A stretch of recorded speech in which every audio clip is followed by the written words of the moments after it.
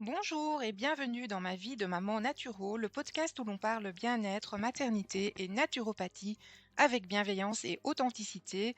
Je suis Myriam, naturopathe et maman, et comme toi, je jongle entre les défis du quotidien, la gestion des émotions, la fatigue, l'alimentation, bref, la vraie vie d'une maman qui veut prendre soin d'elle et de sa famille de façon naturelle. Dans ce podcast, nous allons explorer un outil subtil que j'ai choisi d'intégrer à mes accompagnements de coaching en naturopathie, l'astrologie de la santé. Peut-être que cela vous paraît surprenant, mais je vous invite à garder l'esprit ouvert car les éléments astrologiques peuvent révéler de précieuses clés sur votre terrain vital, vos besoins, vos excès et vos zones de régénération naturelle. Comment lire votre carte santé?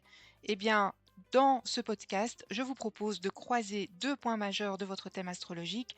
Votre signe solaire, qui est celui de votre naissance, il représente votre énergie profonde, votre moteur intérieur, et votre ascendant, qui lui est calculé en fonction de votre heure et lieu de naissance, et qui décrit votre corps physique, votre vitalité apparente et la façon dont vous réagissez au stress extérieur. Par exemple, moi, je suis née le 16 juin, donc je suis de signe Gémeaux et j'ai un ascendant Scorpion. Alors, mon Gémeaux solaire me donne un mental rapide, curieux, mais aussi un système nerveux fragile, alors que mon ascendant Scorpion, lui, est lié à l'eau. Il rend mon corps émotionnellement réactif, sensible à l'accumulation et aux besoins de purification.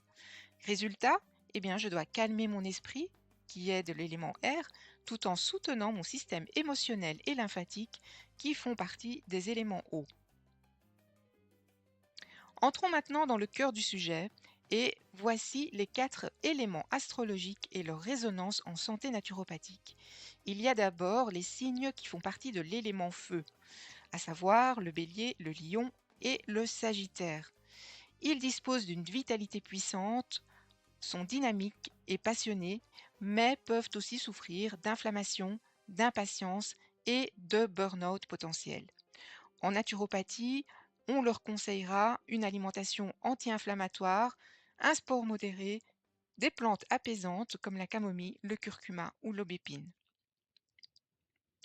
Les signes astrologiques de l'élément air sont ceux du Gémeaux, de la Balance et du Verseau.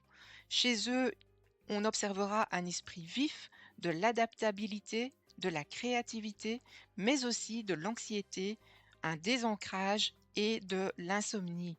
Au niveau naturopathique, on leur conseillera de la passiflore, des routines d'ancrage, une alimentation cérébrale riche en oméga 3 et la pratique d'un yoga doux. Ensuite viennent les signes de l'élément eau, à savoir le Cancer, le Scorpion et le Poisson, qui, eux, disposent d'une grande sensibilité, d'intuition et de capacité de régénération. Mais attention à la stagnation émotionnelle, la fatigue chronique ou les troubles digestifs et hormonaux. En naturopathie, on leur conseillera un drainage doux, des fleurs de bac, une hydratation consciente parce que souvent ils oublient de s'hydrater, et de l'art-thérapie. Enfin viennent les signes de l'élément terre, à savoir le taureau, la vierge et le capricorne, qui eux disposent de stabilité, d'endurance, de sens du concret, mais auront tendance à l'accumulation, à la lenteur digestive, à la rigidité mentale ou physique. En naturopathie, on leur conseillera le sauna, la prêle et l'ortie en plantes régénérantes, de l'alimentation vivante, de la danse intuitive, de la stimulation circulatoire douce.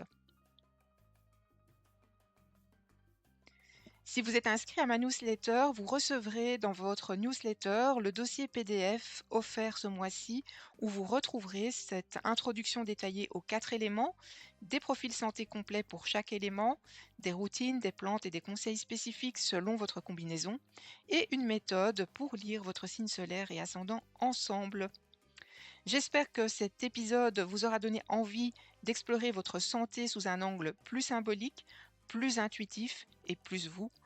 Rappelez-vous, votre corps ne demande qu'à être compris, aimé et soutenu.